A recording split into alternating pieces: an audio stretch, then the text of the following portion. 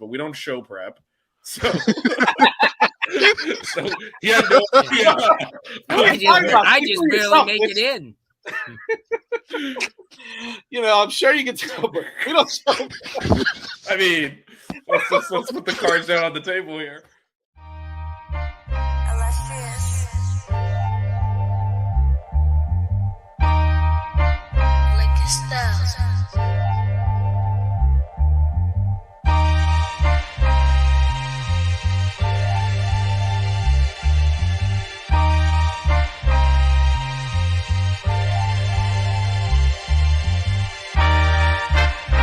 Miami Hurricanes, yeah. You know the name already. It's Mercy. Ha ha.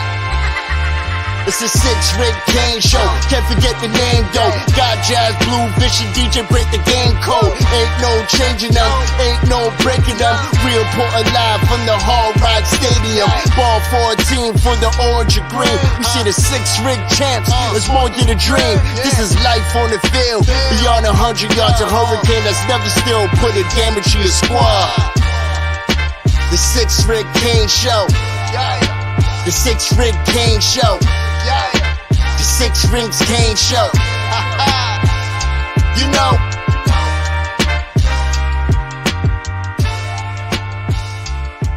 What's wrong with us? Seriously. What's wrong with us? We're Miami Hurricanes fans. Welcome to the 6 Rings Kane Show, a show dedicated to Miami Hurricane sports, featuring the legendary Larry Bluestein, Jazz Santana, Vish, and Danny Gillette. Let's go Canes. How's it going, everyone? Welcome to a slimmed down edition of the 6 Rings Kane Show. I'm joined by Danny. DJ, how's it going, man?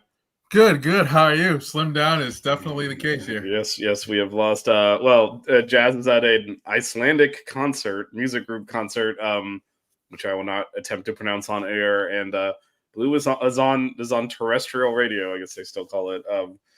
So it is. It's DJ and I carrying the load today. Got a lot to talk about. The controversy from Friday's game is still not seemed to have gone away. So we're going to talk about that a little bit more. I did rewatch the game too. Maybe we'll talk a little bit about some of those observations. And also look ahead to Cal, another a school that uses the tight end quite a bit, DJ. So we'll definitely want to talk about that. Got a local kid at quarterback too, Mendoza, who's from Columbus. Yep. So a lot to get to today. But first we will get to our sponsor number one, which is You Brake Wheel Fix. You ever run over a pothole so hard that your steering wheel shakes? Are you constantly using air from your tires? Chances are there's an issue with your wheels. You Brake Wheel Fix is your solution. You Brake Wheel Fix is Miami's premier wheel repair and restoration company. They have 20 years of experience located in North Miami. They'll repair your wheels quickly, and they'll get you a loaner if they need one in case it runs longer than that. And even if your tire wheels just looking weathered, you don't really have an issue, but you want them to look better, they can refinish them, make them look like new. It's much better option than replacing them, especially since they can powder coat, machine polish it to the way that you want it specifically to look. You won't get that buying stock wheels. So contact Mark and his staff at 305-748-0112 or head out on any of the socials, You Brake Wheel Fix, at You Brake Wheel Fix. And if you mention 5 reasons, you'll get 5.5% off your next repair. That is You Brake Wheel Fix powder coating and wheel repair, 305-748-0112. And it's located at 1848 Northeast 143rd Street in North Miami. So yeah, check them out. Mention 5 Reasons Sports, get 5.5% off your next repair. All right, DJ. So we went live at 11 a.m. on Saturday. Not gonna lie, all 3 of us were playing hurt a little bit. Yep. Didn't have the full energy on that show. Wasn't our best effort, but we pulled through like the Canes on Friday. But in the aftermath of that of that game. And I mean, none of it wasn't our fault. Okay, so here's the thing, DJ. I want to get your thoughts on this and ask you a question. So, I mean, we've all heard the discourse of, well, if it takes that long, if you have to stay with the call stands. Have you seen anyone actually argue that he caught the ball? No. And those who have are crazy. I mean, either they don't like Miami or they need new glasses. And I have a glasses guy that I can recommend them if any of them are in the Northeast. But no, I haven't seen anybody really argue. And like I said, I did receive texts from friends this weekend saying that they caught the ball, and it was just pure craziness. So, no. So I think one of the things there, I think we kind of lose sight of the goal here, which is to get the call correct. No one thinks he caught it. No. He didn't he didn't catch it, which, again, we're going to get into in a minute. But the argument is not that he caught it. No one is saying, oh, yeah, look, he's caught the ball. Everyone is saying, well, they called it a catch and you can't overturn it, which isn't the rule. There's a standard of evidence for two things, and this is what I want to dig into a little bit. There's two things that are at play here. One is, yes, they did call it a catch, even though there's a whole issue with how that happened, with them standing around not knowing what to do and just making it up. They didn't call it a catch because they thought he caught it. They just literally just stood there and said, we got to call something. So there's that. But for the replay, since that is the call, people are correct. There does need to be conclusive evidence that he did not catch it. So what they're saying is, well, he didn't catch it, but we can't see that he didn't catch it, therefore it's a catch, which is crazy on the one part. But on the other part, you can see he didn't catch it, because if you look, and on my Twitter feed somewhere, I actually snipped the stupid rule book. It's there. It says exactly what the elements are to have a catch when you are going to the ground, which is what he was doing, which is what they were all doing.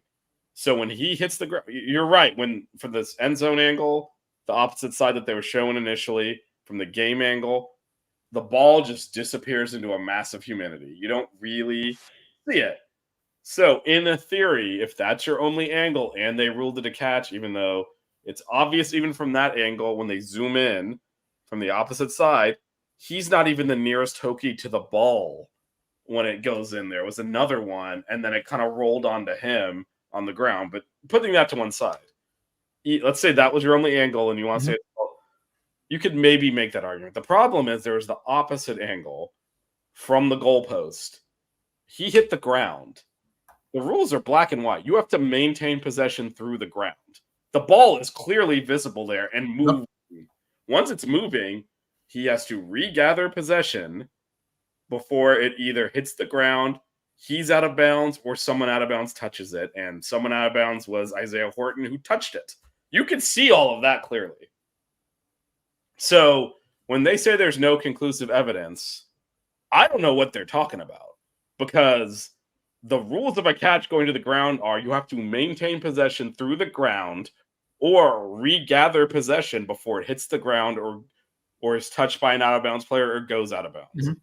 And it was touched by an out-of-bounds player. I mean, that's the rule, and that's why they – and the funny thing is, I mean, I hate to give this dumb conference credit, because if they just handled this properly, this wouldn't even be a controversy, but they did release a statement saying, we ruled it incomplete because the Miami player touched the ball when he's out of bounds. So they're telling you, hey, look at this. He's touching the ball when he's out of bounds. No one's bothering to look at that. So it's kind of farcical at this point. Yeah, you know, it's a blind hatred for Miami on a lot of levels, and I've seen many complaints, and it's just, oh, Miami's getting away with cheating, this, that, and the other thing, and the refs skewed it in favor of Miami. If you actually read the rule book, it's pretty black and white, and you know, even I get that some angles of the replay may have been difficult to see, but you know, to me, you know, I think it's a pretty clear on how it was ruled, and pretty clear on how it reads in the rule book itself. Right. And then, you know, as far as leaning on the call on the field, to your point, DJ, like that, look, the ACC has a lot to answer for in how they conducted that process, because, and they're using the process as, like you said, I guess out of just wanting Miami to have lost the game, as an excuse to say, well, they should have just made the wrong call then. Because, I mean, you can actually clearly hear this because the school posted the radio feed, which is actually a lot clearer because since it's radio, they can't just pause when the refs pause. They're talking through the whole thing. And so, he's like, goes back to throws it into the end zone. The ball is it's still going. What's happening? I don't know. It's rolling. And you can hear, and then you can hear the color commentators shout, come on, ref, make a call. It's just like, it took that long. Like, you have to call something, and they didn't. And then how it turned into a catch when we came out of there with the ball. Like, that if you were going to fall back on call stands, there needs to be a reasonable call made. Like, there basically was not a call made on the field, and then they just made one up. Right. If anything, they should have made a call initially and then kind of met with each other to see what each other saw, instead of just standing around there and taking what seemed like an eternity to make the call itself on the field. Right. And it did feel like they kind of like, oh, we'll just make up a call and then we'll review it anyway. Yeah. Which put the replay officials in the tough bind because no one saw him catch the ball because he didn't catch it. He never caught it. He never had it. And so by making that up, they then forced the replay official to take that extra step of proving, that there was visual evidence conclusively that the ball wasn't caught, which fortunately there was. Mm-hmm. And one of the reasons I think it took longer for two reasons. One is there was only really one angle where you could see, and it was like because it was the goal line angle. So the main angles, the ones where you see the ball coming in, is actually not the angle where you see it's incomplete. So it's a little bit weird to piece it together. Because again, you need to see him hit. Normally, normally what you do is you look for, okay, did he possess the ball at the height and all of that? And that's not the angle that actually shows what happened, what was relevant to overturn it. So it's a tough one to get through all the angles because first you're seeing, did he catch it up here? Because if you never caught it up here, plays dead anyway. You don't even look at the rest of it. So look at, oh, we can't see it. We can't see it. We can't see it. Then they said, do we have an angle of him hitting the ground? Because since he's going to the ground, he has to maintain it. And that's the angle where you see he didn't. Mm-hmm. So it makes sense that took some time. And then obviously, look, they're not robots.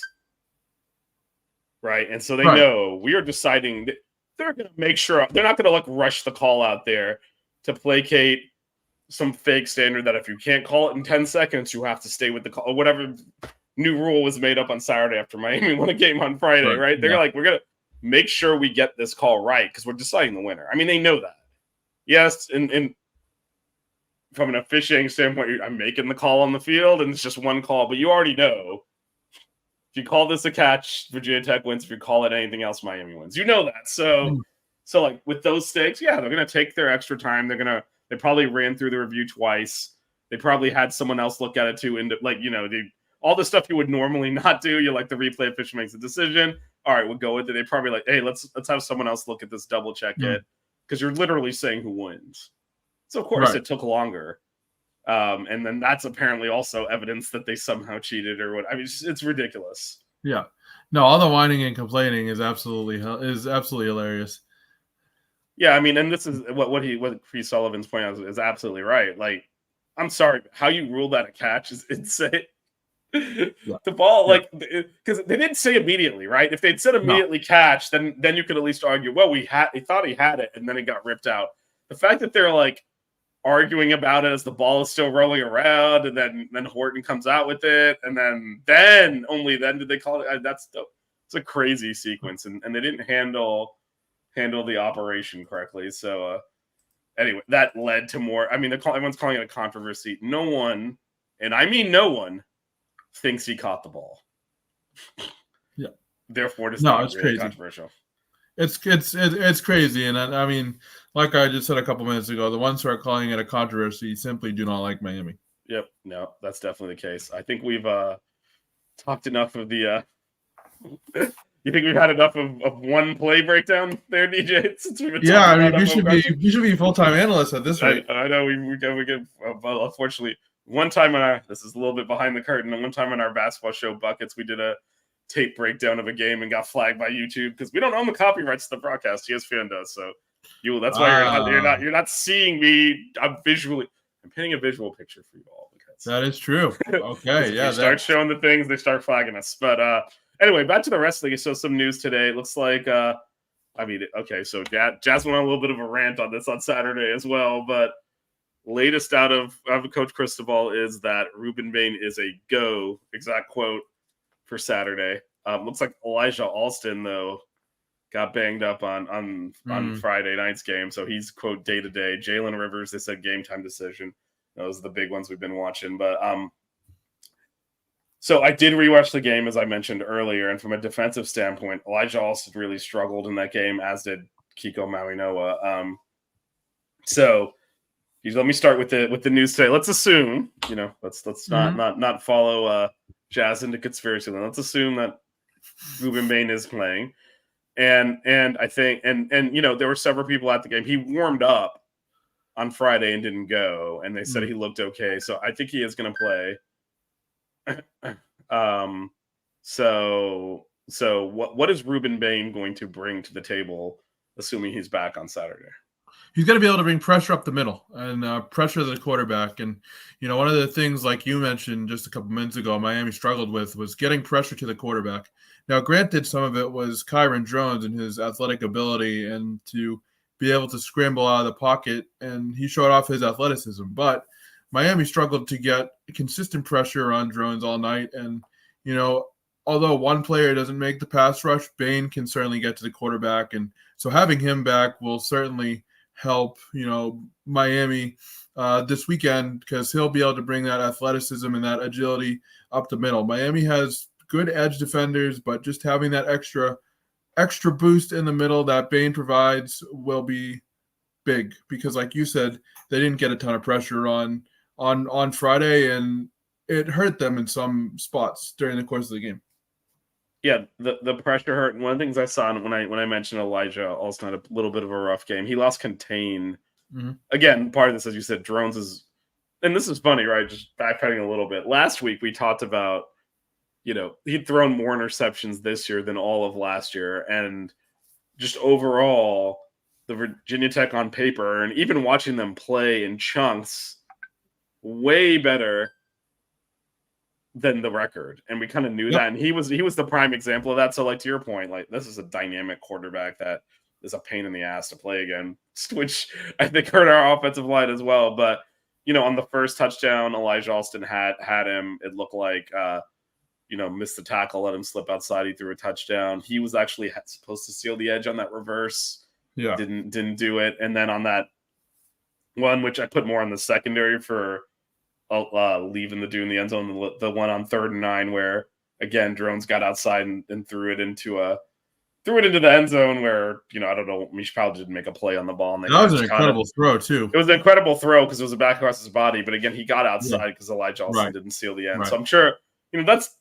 that's a minor adjustment that makes a big difference in that game. Just because but I think one of the things like you said is it's a really talented quarterback, a really talented team that had not really played to that potential, and they played an excellent game. So when you make those mistakes, you don't know you're going to make a lot of mistakes in any game. You don't always have to pay for it, and Virginia Tech made us pay for it every single time. So that's full credit to them. Like that that last touchdown, like you said, Elijah Alston didn't keep contained, which he should have, but you don't expect the quarterback to roll to the outside, throw it back across his body on 3rd and 9, and throw that touchdown, right? So like, I mean, that's where you're like, you're like, okay, they certainly made us pay for it there. So that we'll see. I think it'll be interesting to see if apparently again he's a go, and then later elaborated full go. So we'll see if there's a snap limitation. If Elijah Alston can't play, that's gonna kind of force Bain to play more. But it's a huge. I mean, he was an all ACC player last year, and basically hasn't played this year. And I do think, as you said, DJ, people are starting to double team Barron. There's more focus on him, so this will help him a lot too, to free up, to have Bain in there, and now they got to pick their poison. This is what we were very excited to see before the season started. We're sitting here at 5-0, and they still haven't really played together. So, yeah, and it just brings another dynamic element to the defensive line. And what it does is it allows for the secondary to play better too, because a good defense and a good defensive line, forces opposing quarterback to make difficult throws, rushes their reads, and the secondary can feed off of that. And so by extension, having Bain back and giving offenses options to think about can also really kind of impact the secondary in a positive way for Miami, because then it forces their offensive clock to speed up a bit and make mistakes. Right, and that'll be key this week. We're going to talk about Cal in a minute. The other thing I wanted to talk about from the last game, because Lance Guidry talked about this as well in today's press conference. Just missed tackles, that was an issue, and then also some missed assignments. And he didn't name him, but I noticed this on the rewatch. So obviously Maui Noa missed the tackle on that long touchdown run they had. Now, interestingly enough, Guidry was talking about how other players actually lost lane integrity, and Maui Noa read the play and kind of got back over there when it wasn't really his gap, and that's why he wasn't on balance to make that tackle, because it wasn't even his gap. He just kind of saw the play opening up and was like, crap. With that said, the one play I did notice, which he didn't call Maui Noa by name, but do you remember on their last drive when they scrambled to the 30-yard line before throwing the Hail Mary? Yep. So we had a spy on that play. Huh. If you go look at the replay, it was Maui Noa. He hung back a few lines, and then a few yards from the line, and he's just spying the quarterback to prevent that exact thing from happening. He tries to run you, tackle him, the field of play, game is over. Yeah. He inexplicably takes a few beats, and you can tell he's supposed to spy because everyone else rushing it, and then he rushes the passer and opens the whole field up. And yeah, I was gonna say he didn't do a good job of I don't know what he was trying to do. Guidry didn't call him out by name, but they were they're asking to break down the last play, and asked him, does Horton normally practice, because we had a receiver in, and he said, well, we don't have a lot of tall corners, so he has to go out there, and if he's not available or whatever, Riley Williams actually said would have been there. So we got your tight end some love there. But also, interestingly enough, he was saying they don't practice those situations because you don't want all of your receivers and cornerbacks in a massive humanity jumping up in the air to have someone get injured. So it's something you don't think about. But then he said he was okay with the defense on that play, but the one that upset him was the scramble when he said we had a spy and we didn't execute it. And he didn't call out Maui Noa by name, but he definitely it was definitely him. I saw him do it. Yeah. I saw him do it when I was on the rewatch. I'm like, man, because it's one of those things where you want to concede yards and give up time though in the process. And the last thing we wanted them to be able to do was just run for 10 yards there and get out of bounds. We kind of opened that up, especially with their lack of use of timeouts too. I mean, it didn't seem like that they were very quick in using them towards the final stages of the game. And so, just to have as much clock, bleed as possible would have been more advantageous. Yeah. And as you said, we probably balanced out because of their horrendous clock management, but, didn't do a good job of tackling them in the field of play, keeping them in bounds, keeping them short of first downs. That's how you keep the clock moving. In college football, we did a pretty terrible job of that. It was just that anytime we did that, they screwed the clock up so bad. Like Tyler Barron making that tackle was a great play. They just they took forever to signal that timeout. There was another one earlier in the sequence where they took 20 or 30 seconds at the ball snap because they didn't use it, and they called a timeout to draw up the Hail Mary, and they didn't use one of their timeouts to stop the clock. So I didn't understand that whole sequence, honestly. I really didn't. I don't know why the lack of urgency, but it worked in Miami's favor. Yeah, no, definitely. So it kind of canceled out. We didn't do a good job of forcing them into the spots that caused the clock to run. Right. So, kind of not a great job by anyone there. The last thing I want to touch on before we do an ad and then talk Cal. So we did talk about the running game and lack thereof. And Dawson was asked about that today. And he said, yeah, we just got to, normal, we got to execute better, that kind of stuff. And he said, what we've all been saying, that we're going to need need the run game at some point. So, I mean, we'll talk about Kyle in a bit. They are good against the pass. So, what are your thoughts, though? Do you think we can finally get the run game going here? Yeah, it's hard to kind of criticize, when you look at it just from a broad view, because this offense has been absolutely incredible in terms of putting up points and things like that. I do think that, and we talked about this on Saturday, utilizing a guy like A.J. Allen, that kind of, speed back. He can also catch passes. He was impressive, at points this season, and also impressive last year. And his dynamic, ability to be a playmaker and be that kind of guy in the running back room, that could definitely be a positive moving forward. And not just A.J. Allen, but the entire running back unit, on its own. Damian Martinez, I know some people think he's kind of more of a goal line back and he's too slow, but even still, he brings a level of skill to the running back room that can be utilized. And I'm not too worried about it yet because, like I said, it's kind of hard to criticize the offense. And I'm not saying that you are doing it, just like in general, it's hard to criticize the offense when they're putting up so many points. But I do wonder if they should start getting the running game more involved. There's nothing else, just to kind of give Cam Ward, a rest here and there as the season progresses, because Ward's been doing it all. And, having a balanced offense would definitely help in the long run. Yeah, and it also, and actually Guidry, I think it's Guidry that talked about this. There is the element of complementary football. Yep. And as great as our offense has been, and it's one of the best in the country, and it's awesome that that game, it went from 7-0 to 14-7. There were, again, I rewatched it, so I know the exact timestamp, or around this time. It was about 9:16 left in the first quarter when it was 14-7. So it's great that we're able to score that quickly. But you also at times need to be, all right, we're going to go on a 4-minute drive here, get the defense a breather. And we haven't been able to possess the ball like that. I think I think Martinez has been fine. I think, I think people not everyone's a burner. And I think people want to see him hit the edge. They want everyone to be Chris Johnson. And that's not his game. But if you rewatch his runs, he is maximizing yardage. He's falling forward. He's adding 2 or 3 yards to every carry. When the hole's there, he does hit it. I don't think we've done a great job of run blocking. This is for any of the backs. And he's just not. What he doesn't do is slam into the gap that isn't there, and instead kind of picks his way through. And I think that's frustrating some of our fans. But I don't think there's anything wrong with it. He's also a really good receiver, so we took advantage of that a lot, especially against USF. So I expect him to continue to start and play a lot. I do think we haven't really established much of a rotation at running back in terms of who's going to get carries when. I think that does hurt a little bit.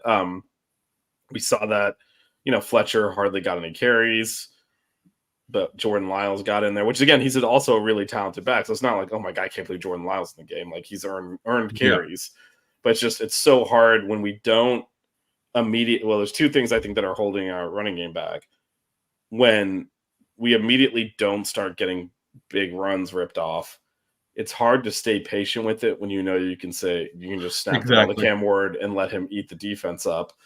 So what that's doing is it means that we're not sticking with the running game to give it time to be effective. If it's not working immediately, we're just like, well, we'll just throw it because best quarterback in the country. Give him the ball, let him figure it, and he does. Yeah. So that's one. And then the second thing is because of the limited carries, it's hard for any of these running backs to get in a rhythm. Like you get 1 or 2 carries and then go back to the bench. And, other than I think Martinez is definitely the number 1 back and he's getting the majority of the carries. But, normally you'd get more carries for your second and third guys to get something going there. And we just haven't had that opportunity, even though we've been blowing out most teams, obviously Virginia Tech being an exception. So I think it's been difficult in that sense. I completely agree because, like you said, it's hard for them to establish a rhythm and get into a rotation. And like, as you mentioned, a lot of our run blocking, especially on the inside, hasn't been great. So it's forced a lot of runs to the outside. And I think, Martinez is a very good runner. I personally have no problems with him. I think he's a great pass catcher too. But I think, like you said, instead of just like one running back or one particular player, it's more just the fact that we have the shiny toy in Cam Ward and we have a damn good cast of receivers and we want to use them. And, I think that's sometimes detrimental to the running backs. And I do think we need to establish longer drives. But, right now it's kind of like if it isn't broken, why try to fix it? So we'll have to see how the carries like kind of progress over the course of the season, and if they start to run the football a little bit more, I'd like to see them do that because it's not like our running back room is full of scrubs either, So, but I'm going to be interested to see what the rotations are moving forward and if there is a game plan that allows these running backs to get into more of a rhythm. Because, like you said, there's really no complaints with the offense, but I would like to see a little bit more balance. Yeah, and I think everyone would. It's just it's got to be effective because the passing game is so effective. It's hard not to fall in love with getting chunk plays and scoring easily. And I love it and watch it. No, I mean it's fun to watch, right? It's fun to watch, especially like some of the quarterback play we've been subjected to. Yeah, like even when it's been going good, it's like, well, the other shoe's gonna drop, and it's not going to drop here. So yeah, it's I could see why that hasn't been a priority. I think Dawson understands. Like at some point. It's not necessarily even to give the defense rest or whatever. There's a point where you're going to get the ball, up a touchdown with 4.5 minutes left. Our team has a couple of timeouts. It's a 2-minute warning. You're like, all right, we need to rip off 2 or 3 first downs on the ground here to ice this game, and you got to be able to do it. And that's not just running. We're struggling to run right now when teams are really like expecting us to throw. So this is a whole other level of running against a team that thinks you're going to run. So there's a lot of work to do. Yeah, I don't know that we have any of these, so that's good. I was going to say the same thing because I live in the Northeast, so this makes sense to me. But then I was just thinking, oh, you guys are in Miami, so yeah. And then we do the one trip is Syracuse, which is in a dome. Yeah. So really, Louisville in a couple of weeks is as far north outdoors, I think, as we go this year. Because there's no game at Pitt. It's at Atlanta will probably be the coldest that we deal with. Because in November there can get into like the 40s, 50s, that kind of stuff. It's not going to freeze or anything, but that's if a cold front's through. It could also be in the 80s. So, but those are the only 2 games where it's potential to even dip below. Otherwise, you know what? The game on Saturday. It is the lows are in the 50s. That might be it. That might be our coldest game. So, so yeah. Well, not disputing anything you're saying, Ian. It's just that we kind of dodged it on the schedule. No, we played in the rain and gotten away with it so far. Because I was gonna say up here, teams always plan for cold weather games and things like that, and adjust their game plan accordingly. But Miami won't really have to have that issue this year. Yep. And this to a certain extent, he's not wrong that they've stacking the box is relative, right? We have not what we haven't done is kind of match up with that. We've just thrown. So eventually you do have to run the ball. You would think, although we're 5 out of 12 in here and so far so good. I definitely agree, like stacking the box forces us to throw, but it's not like, oh no, we have to throw the football. It's like, okay, we have to throw the football. And right. And I think that the question, though, Jacoby's point again is spot on. What they've been doing is, but stacking the box is in a 2024 sense, right? It's not 8, 9 guys in the box. It's 6 or 7, but we're with 3 wide receivers and a tight end. Then that is outnumbering us. So it's the same element, but at what point do you just say, hey, we'll put in a second tight end, make DJ happy, and just run the ball too?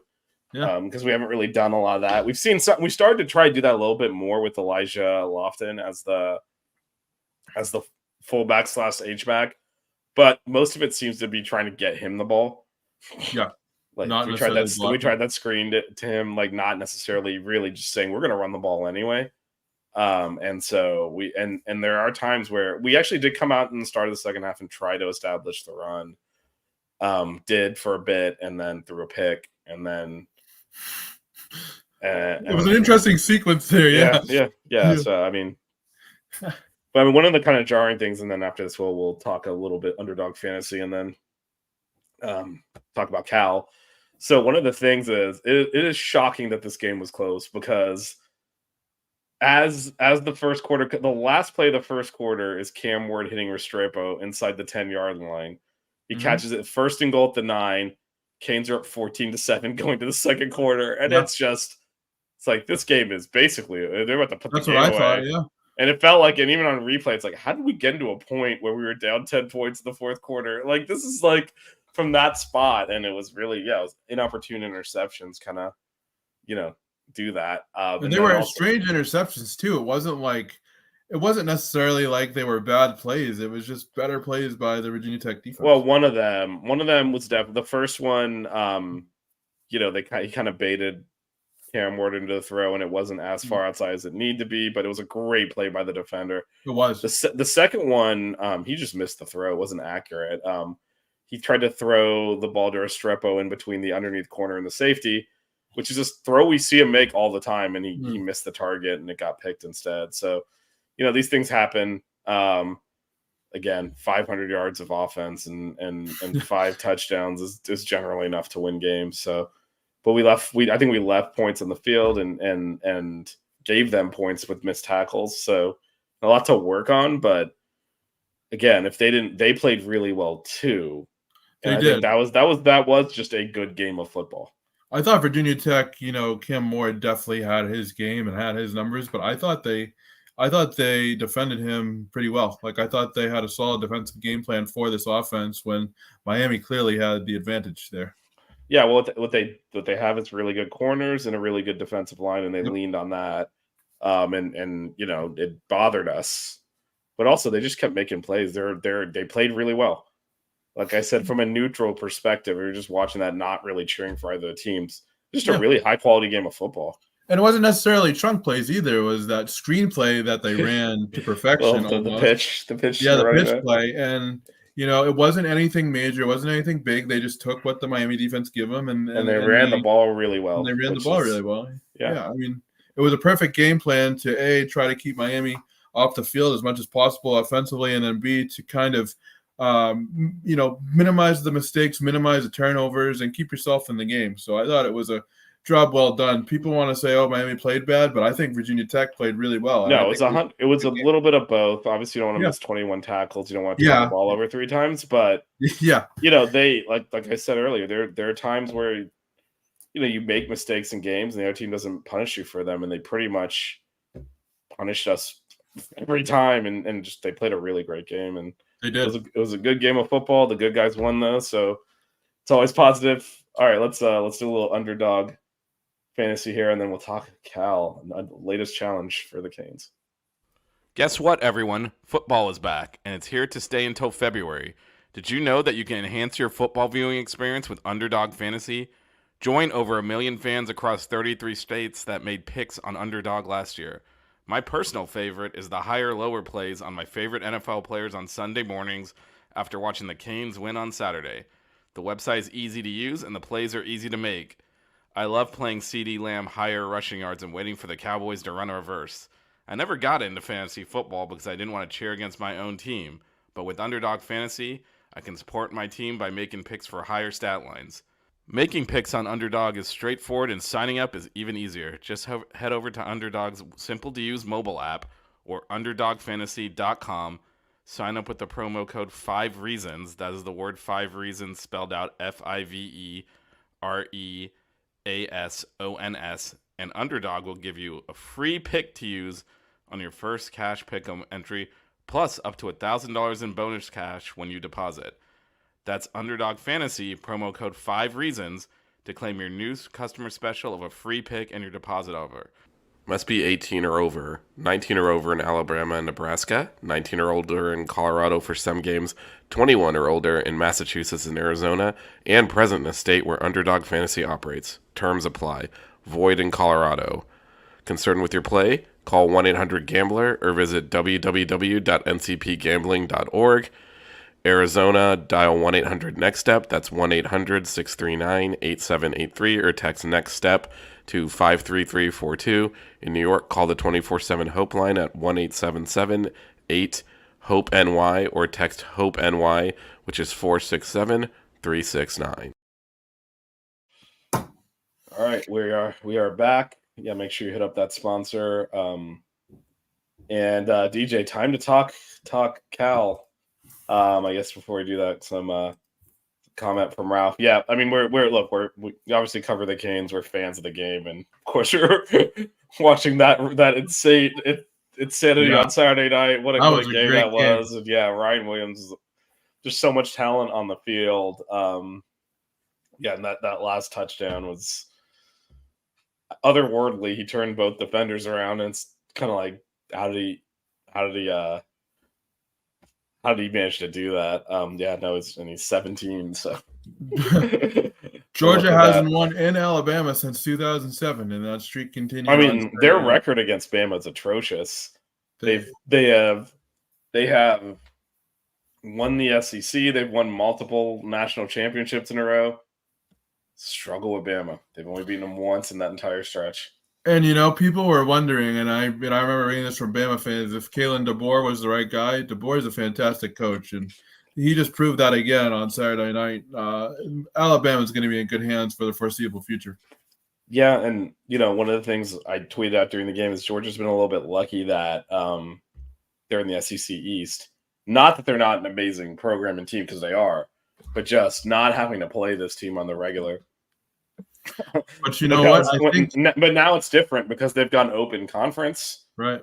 It's different. They are going to have to play more regularly, but now the top two records are going into the SEC championship game, similar to how the ACC is now, which makes for a better product and more excitement. But there are years where LSU upsets Bama, and Bama's got one loss and they miss the SEC championship game. Georgia hasn't had to deal with that kind of because the rest of their half has been crap.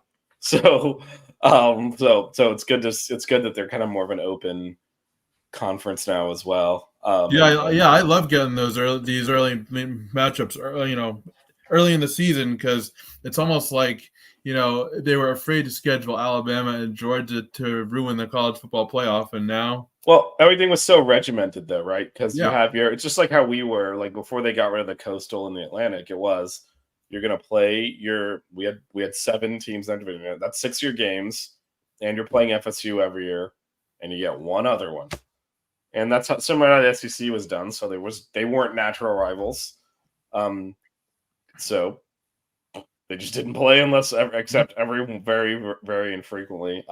Now, keeping in mind when they set all this up, like Georgia, it was Tennessee and Florida were kind of the big teams in the SEC East. So stuff's changed around, but it's great to see those matches. And they got Texas and Oklahoma in there too. So fun times in that conference, because those games are coming up as well. We aim to please, Jay Seymour. We aim to please. The bar is being set really high tonight. Yeah. That's what that means. I mean, look, we could just sit here and not talk, and it would still be fine for you guys, I think, as opposed to watching the Dolphins at this point. But let's get into this Cal game, man. So I think let's just start with the big thing, right? Is that the game time.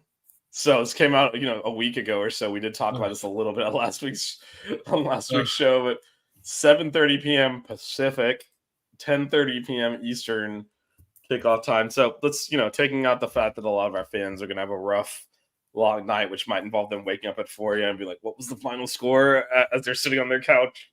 I'll be in bed. So make sure you all get those coladas together for the take those Cuban shots of coffee, man. I might have to. But generally speaking, do you think this will, other than obviously the fans being annoyed, because this is frustrating, right? When your team starts. Yeah. Other than that, do you think this will have an impact on the team itself in terms of how they prepare and how they play? Because they're not used to kicking a game off. Our team will be out in California, so it's 7:30 local, but their body clock is 10:30. So do you think that'll have any impact on the game, actually? I think it could a little bit, because you're talking about taking a trip to California. It's not like a month-long vacation. It's like a couple days and then you're back in Miami. So it is a little bit crazy in that sense, right? And you said you're going, right? Is that correct? Yep. Thursday morning. Melissa and I are flying out Thursday morning. I mean, we're tourists, so we're going to vacation and go to the game.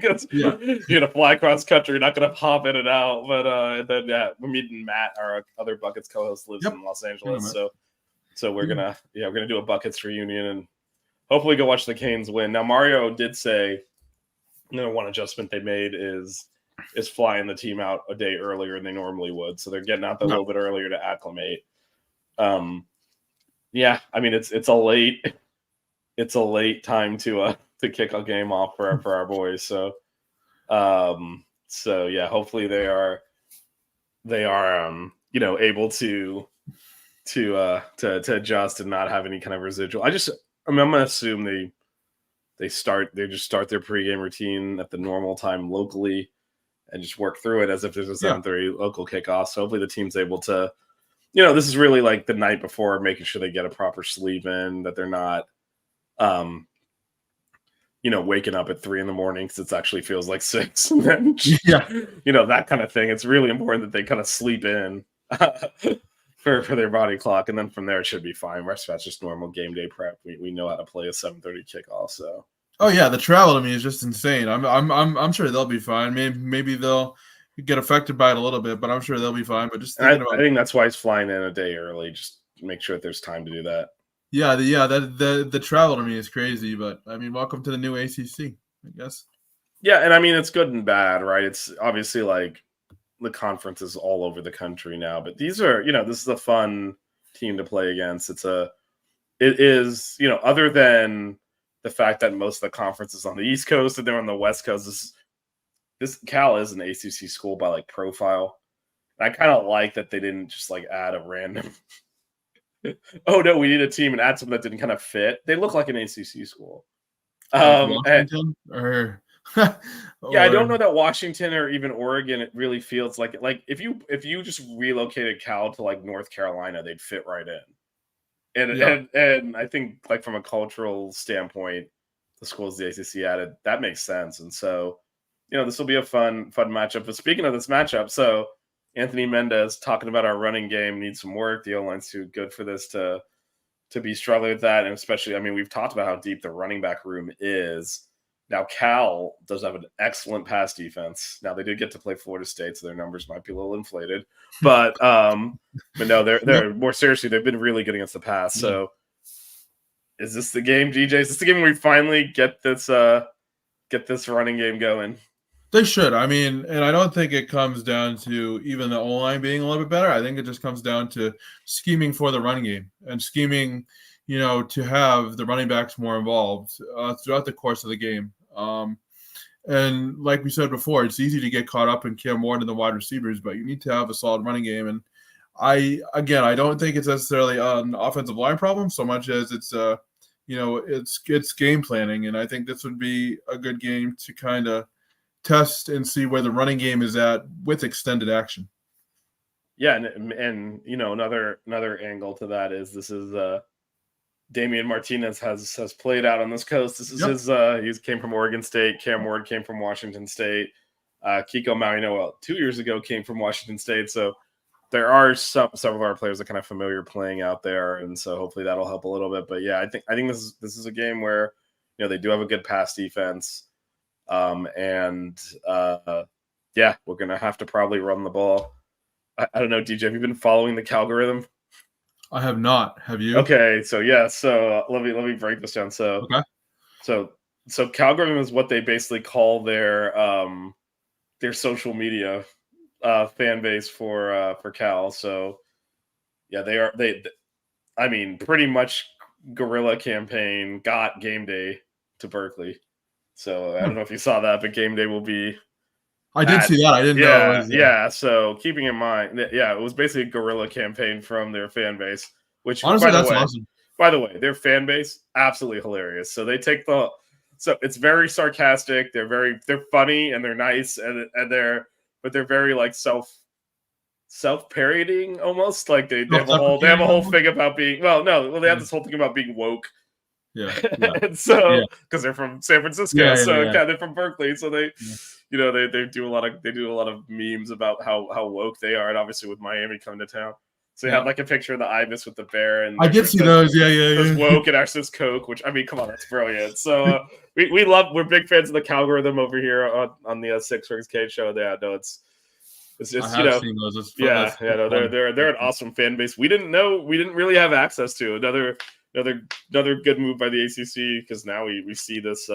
They took it to Florida State. Obviously came a little short in the game, but did a great job making fun of them. So we're big fans of the Calgorithm. And we'll experience it this weekend. And then, they're a really cool. This is again, we don't, you tend to stick to your region. We hadn't really experienced much of the Cal fan base, but no, they're awesome, and this is we're really excited to go out there and beat them now, and yeah, hopefully have a good time out there. And I don't know that the In-N-Out burgers are happening around. Melissa doesn't eat beef, so that'll be a tough one. But. Ooh, I don't know, Vish. Might have to sneak one. I mean, we're gonna be. So the thing is, we're in San Francisco. There's so much good food there, so we'll see. We definitely got some Chinese coming. But we will. We'll see. We'll be out there long enough that maybe I will sneak an In-N-Out burger. All right. So we briefly mentioned this earlier, but randomly, Cal's quarterback went to not only from Miami, went to the same high school as Mario Cristobal, and his dad is buddies with Mario Cristobal because they went to high school together. So Fernando Mendoza, local boy from Columbus High School, took over the starting role last year as a sophomore this year. And what are your thoughts on the local kid out there at Cal? Pretty good as a quarterback. As a freshman, he threw for over 1,000 yards. He did have 14 touchdowns and 10 interceptions, but he showed promise. And again, this season he has 5 touchdowns, 2 interceptions, 892 yards. He struggled a little bit against Florida State.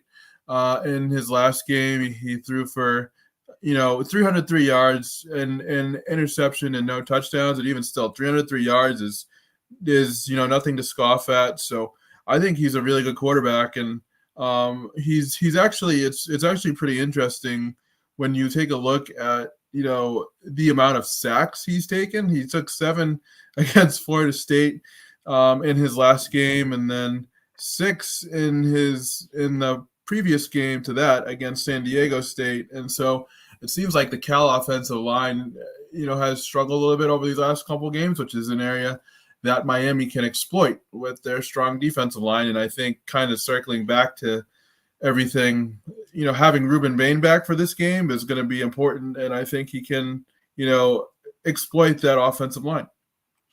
Yeah, and I guess in contrast to Drones from last weekend, not really going to make a lot of plays with his feet. No. And to your point, I think part of it's offensive line, part of it is he does hold the ball a long time trying to make a play and sometimes take some sacks he probably shouldn't.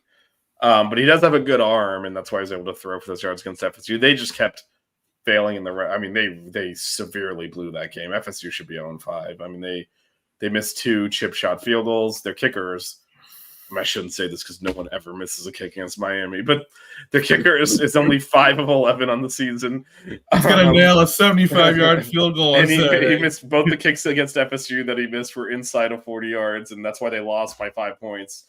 And that was with the third drive at the end of the game where they had to go for it to try and get in the end zone because they were down 5 points, couldn't make any of the field goals. So so not a good kicker there, but again with our luck, you just I know. Let me knock on wood here. He's probably the greatest kicker in the history of football. Let's leave it there. So maybe an advantage for once there. But yeah, like you said, Mendoza's not. He is somewhat of a playmaker. He is going to kind of stand back there to throw the ball. So hopefully, an opportunity for Miami's defensive line to get it going here and really wreak havoc, especially with Ruben Bain, hopefully back, if we believe the injury report. Now, the other player that we do have to mention off of Cal's offense, which is someone that the Canes are going to have to be cognizant of, especially after last week with Tootin running all over them. Jaden Ott, Cal's running back. 1,300 yards, 12 touchdowns a year ago. He got a little bit banged up this year and missed the San Diego State game, but I mean, he came back against FSU. He's not quite off to the start equivalent to what he did last year, but he's a burner. He's a proven runner on this level. I think he's the guy that the Canes have to gear up to stop. And if they can't, I mean, he can keep Cal in the game. We saw that this week, right? Like Virginia Tech has a top quality back. They rode him. Canes had trouble. Cal has a top quality back here. So what are your thoughts? Do you think we get a rebound game from the Canes run defense? Because Virginia Tech just ran all over them. I think it is going to be a little bit of a rebound game because I think one of the things that Miami was also worried about was the running ability of Drones. And if you take that away, because Mendoza doesn't have it, you can kind of key in on the running back. So I do think I I do think it has a very good opportunity to be a rebound game. I'm not going to say it is going to be, because the next thing you know, we'll run for 300 yards. But I do think this has a chance to be a rebound game for Miami in terms of run defense, because, like I said, lack of a mobile quarterback kind of helps you key in on, the running back position. Yeah, and I wonder if there's, we talked a lot about how, I think it was Jacoby was talking about, how teams are kind of playing the run against us. I wonder if we see a little bit more of that. We didn't really ever make that adjustments against Virginia Tech, again, because they were also throwing well. So it wasn't exactly like we wanted to ISO up our DBs and let them run past or get open that way. So, there wasn't probably a good option there, but with a little bit less of a dynamic quarterback, not that Mendoza can't throw, he absolutely can, but he's not going to be with his legs. He might be able to play a little bit more the running back. And it'd be interesting to see if we play a little bit closer to the box, maybe start using our safeties a little bit and run help, because that's something we've not done this year, and we've largely not had to, because our defensive line has just been so dominant, but they weren't against Virginia Tech, and that opened up a lot So they struggled against Virginia Tech. Yeah, big time. Again, Virginia Tech's a really good team. They played a really good game, but now looking forward, you wonder if we have some counters for that. Let's say the line isn't getting the penetration we want, isn't making, wreaking the havoc that they did the first 4 games. Do we then start to see us get a little bit more aggressive with our safeties and corners in the box to try and slow down some of this running game if Ott gets going? He's a big playback too. So, we saw Tootin rip off some long runs last week, and he has that ability as well. So you do have to be careful. Ironically, that long run he had was when we did load the box up, because it was, I think, 3rd and 1 or 4th and 1. But it was short yardage and got to the second level, and one missed tackle, you're gone then. So. Yeah, no, I definitely think stacking the box is a wise idea. Especially, I don't want to say their offense is one-dimensional, because it certainly isn't. But again, the lack of mobility allows you to stack the box and play the run a little bit. So I do think, this could give us a chance to do that. Yeah, we'll see. So on the other side of the ball, we talked a little bit about their pass defense being, one of the best in the country. They're 16th in the country in yards per play against in the passing game. Actually, that's overall. So they have a top defense. That's not just passing. That's overall. So is there any? I mean, look, Cam Ward's quote unquote bad game was 5 touchdowns, 400 yards, and ACC quarterback of the week. So is there any concern though, like that? Do you have any concerns going in? Because this is probably, I mean, at least on paper, coming into a game, the best defense we faced. Are there any concerns here about our ability to operate? No, I mean, I don't think we're going to score, 50 points, but I do think that Cam Ward will still be able to operate. I think he'll have to play a little bit tighter and less freer, in the sense that he can't just throw the ball down the field to whoever he wants. I think he's going to have to make more calculated decisions. And we saw him kind of do that last week against the Hokies. He kind of had to make more calculated decisions. He just couldn't sling it, but he was able to do that. And, I think he's going to have to be more, choosy with his throws and take what the defense gives him. And, like we kind of mentioned, the running game is going to be important. And I think when you have a running game that in theory can set you up second and short, second and medium, third and short, whatever, that takes a little bit of pressure off the passing game too. And I think we're going to see a little bit more balance, and maybe not as many big plays from Cam Ward, but, smart, heads up plays that still puts the offense in a position to score points. It's going to be a different type of game. I don't think it's going to be a offensive explosion, but I think it's going to be a very calculated game from Cam Ward. And I definitely think he can still pass against this defense, just maybe not with the same, 400 yards at the end of the game. Yeah, it'll be interesting. And then also, we haven't really touched on your favorite position yet, but one of the advantages we do have, which, we spent the last starter saying, why aren't we throwing to the tight ends more? Yeah. Most defenses, that's a mismatch just period with the quality of our tight ends. So I think we can get them isolated on linebackers. Arroyo, it's impossible to cover for a linebacker. And then McCormick's gotten better in the passing game. We saw Riley Williams making plays. So there's a lot of depth there. So I think that could also, as you talk about teams that are good defensively like Cal, good against the pass like Cal, how do you get them off balance? Throwing to the tight ends is one way to do that. Yeah, and I think I loved the play that Cam scored on the touchdown last week, where he kind of slid behind the defender, almost like he was going to block, and then he just, found open space in the end zone and caught a touchdown pass. I love the way that they disguised it. And then you had Arroyo early in the game kind of running a streak route down the field that showed off his athleticism and not just, your traditional tight end play. So there's a variety of ways that they can use the tight ends. And it will be fun to see how they scheme up, the game plan for them and if they utilize them in the red zone, because that's where I think they can do the most damage. So I'm so happy to see that they're finally using the tight end. Like I said on Saturday, I think they have more receiving yards, the tight end position does, than they did all of last year. So my prayers have been answered, at least for now. Yeah, no, and it's funny because two of those touchdowns, that one that you mentioned and also the long one to Arroyo, were tendency breakers, where we brought in 3 tight ends in a run look, which we had been running out of, and then threw out of it instead, and they didn't account for the tight end because they were playing the run. So yeah, it was a good play call, good scheme. Yeah, so let's see if we can continue to get them involved. All right, DJ, it's just the two of us this time, so less predictions, but predictions nonetheless. What have you got on Saturday/Sunday morning for the Canes game? Basically, what have I got this weekend for Miami? Yeah, the Saturday overnight game here. I'm gonna say, Miami's gonna have a much cleaner game than they did last week against Virginia Tech. I don't think it's gonna be that close, but I'm gonna say 31-13 Hurricanes. 31-13 is the score from DJ. I agree. I think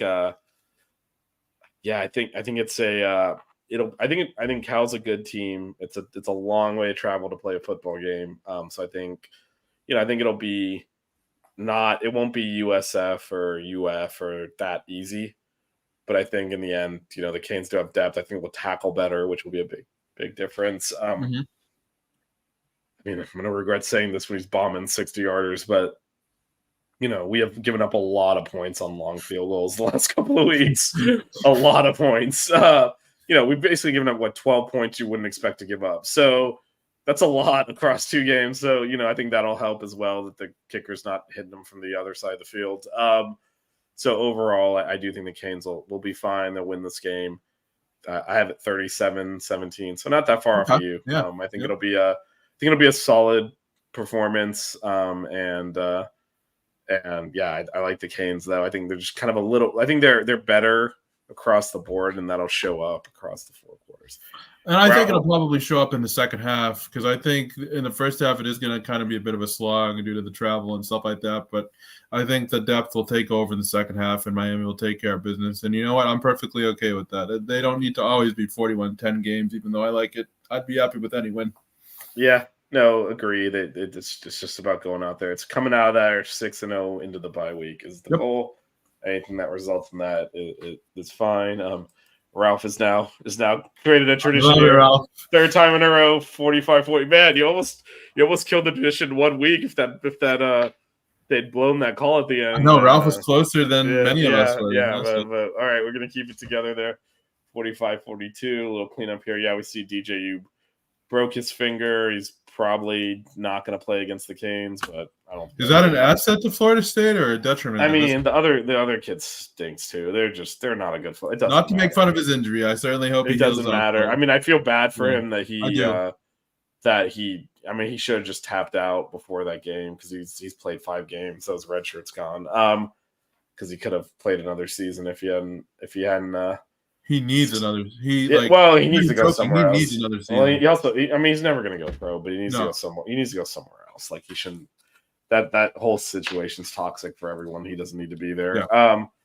But he is. So and he used his eligibility up. So they're saying a few weeks. Obviously, the FSU game for us is in 3 weeks. 3 weeks. bye week and then 2 other games. Yeah, almost 4 weeks, but yeah, 3 Saturdays. But we're on Monday already. so. Wow. Well, we're Yeah, because it's Cal bye week, Louisville, FSU. Mhm. So yeah, it's the 4th. It's 4 weeks from 2 days ago. Yep.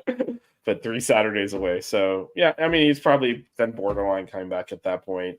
Let's see what the other kids got. Brock and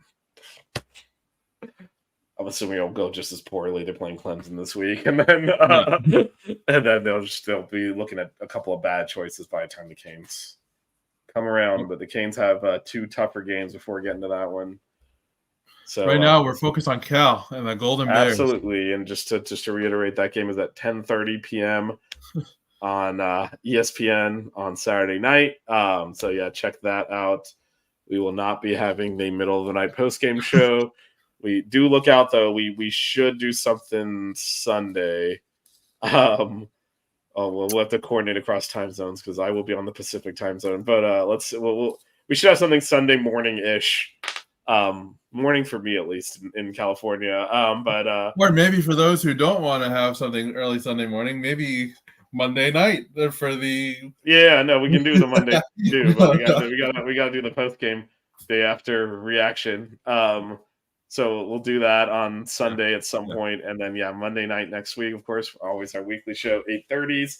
8:30. Also the audio podcast. If you're used to listening to this in your car or whatever, you do not have to pull up YouTube on your phone and try to watch us and get into an accident. You can just download the audio podcast. We're not with the accident. I mean, we kind of are. I mean, look at us. I mean, an accident? Like, we're with a lot of things, but maybe not. Look, man, we got eye candy going on here. But more seriously, the show does go out as an audio podcast, as a full episode, as well as chunked into segments. If there's a topic you're more interested in listening to, let me subscribe there and pull that down. We also have Buckets coming back on Wednesday. We got the women's head trainer on, Brianna Brown. Nice. So she'll talk to us about she gets these players ready as the season is just around the corner. In fact, next week, I will be in Charlotte for the ACC basketball tip-off as well, so we'll have coverage from there. A lot of that will only go out on the audio podcast because can't videotape some of it. So so definitely subscribe to that, to 5 Reasons Canes on your podcast, Spotify, Apple Podcasts, wherever you get your podcasts, because you're going to get this show, all of these segments. Do you have any baseball show? Not right now, but that will be coming back soon. We generally try to do 1 or 2 shows throughout the fall just to keep people up to speed on where we're at. And then, by January, it's full go on that too. So that's also on this. So you just subscribe to one channel, you get everything.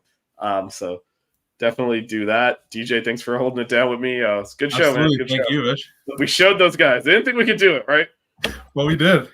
We're like Malik Bryan. We got in there, They didn't think we could do it. We got in there, and we're in there on the last play of the game, winning it for everyone. So we did. There you go.